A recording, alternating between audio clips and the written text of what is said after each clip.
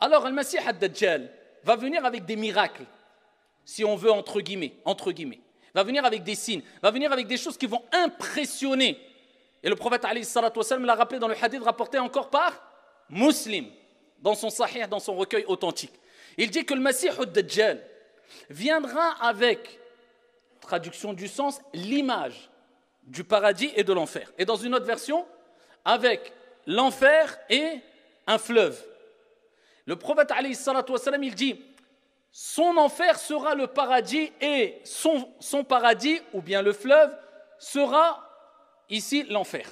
Et donc il a recommandé, il a dit aux compagnons, il les a préparés en leur disant, si vous voyez son enfer, car ce n'est pas réellement l'enfer, mais l'image de l'enfer qui vous met devant, qui vous propose, vous imaginez, l'enfer avec ses affres, avec ses... Eh bien il pourra donner la vision de soi-disant l'enfer en face des gens. Et du paradis pareil. Et les gens qui vont tomber dans le panneau et qui ne connaîtront pas le Messie ad-Dajjal, qui ne se seront pas prémunis du soit à leur ignorance ou bien au fait qu'ils n'ont pas été patients et qu'ils n'ont pas été fermes, eh bien plongeront dans le paradis qui sera un enfer. Et ceux qui auront délaissé ce paradis car ils sauront pertinemment que c'est un menteur kadhab, c'est un fattan, eh bien ils plongeront dans l'enfer qui sera un paradis.